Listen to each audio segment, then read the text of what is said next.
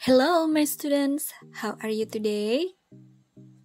Well, today we are going to learn about the topic in the chapter 3. We know what to do. Here we will learn to give suggestion and to state rules and obligations. Oke, jadi pada bab ini kita akan mempelajari mengenai bagaimana cara mengungkapkan ungkapan memberikan saran dan bagaimana menentukan sebuah peraturan kewajiban yang harus diikuti. Let's see the expressions of asking suggestion. Oke, anak-anak, jadi mari kalian perhatikan contoh ungkapan meminta saran berikut ini.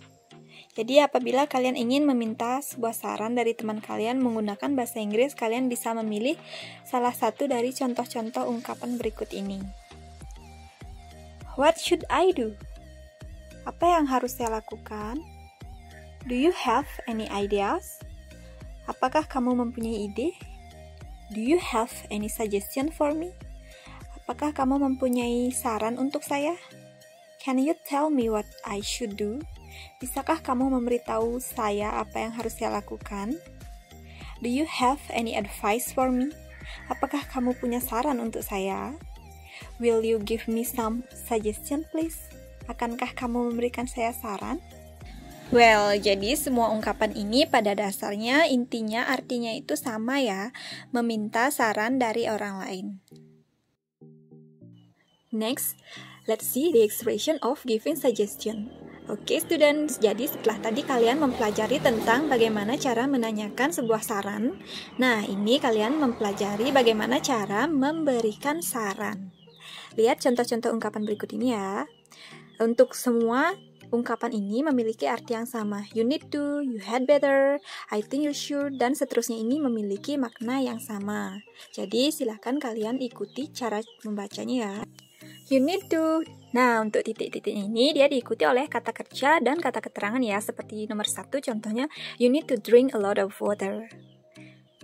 You had better, I think you should, I advise you to, I suggest you to, I suggest that you, I recommend you to, maybe you should drink a lot of water. Nah, jadi ingat, semua ungkapan ini harus diikuti oleh kata kerja maupun kata keterangan yang melengkapi kalimatnya.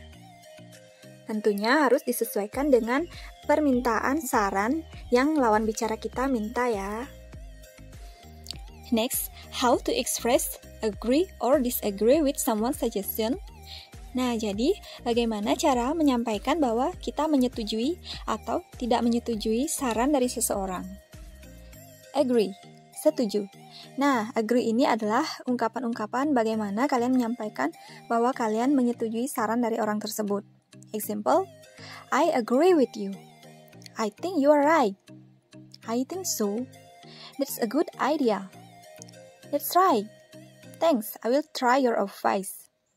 That sounds great.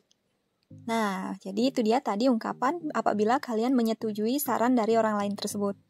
Sedangkan bila kalian tidak menyetujui saran yang orang lain berikan, kalian bisa mengikuti ungkapan berikut ini.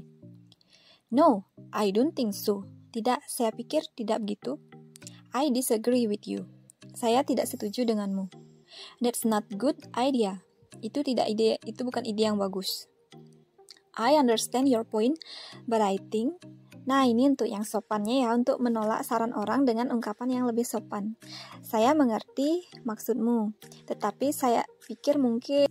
Di sini kalian langsung menyampaikan bahwa kalian memiliki saran lain yang mungkin lebih baik.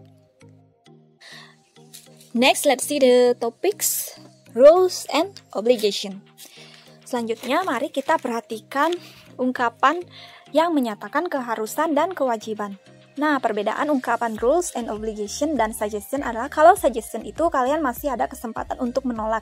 Nah, sedangkan untuk rules and obligation ini adalah harus dan wajib kalian ikuti.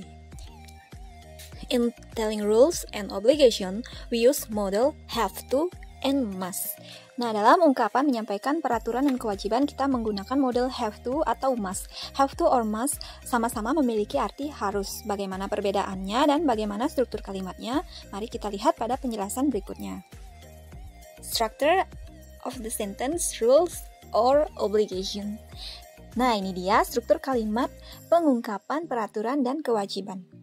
Struktur yang pertama menggunakan verb. Subject plus must or have to plus verb 1. Kata kerja pertama. Example, all students must wear uniform.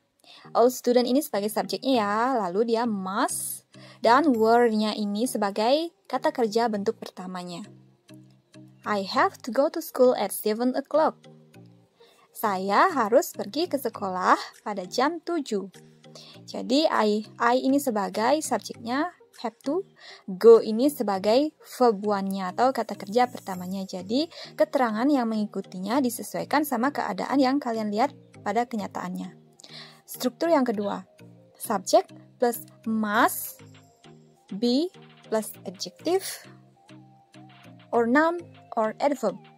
Jadi must ini boleh pakai have to juga ya. Must be atau have to be. Example, I must be perfect. Kata sifat perfect ini termasuk adjective ya. So dia harus pakai be. He have to be gentle.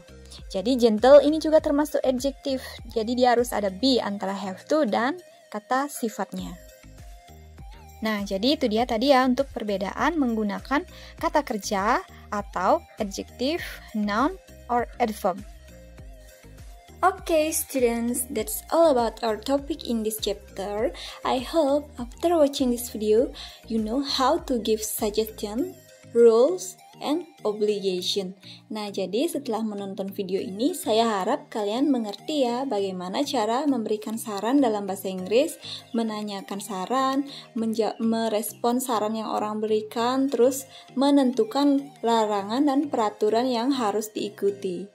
Thank you for watching. Don't forget to like this video and subscribe ya. Goodbye.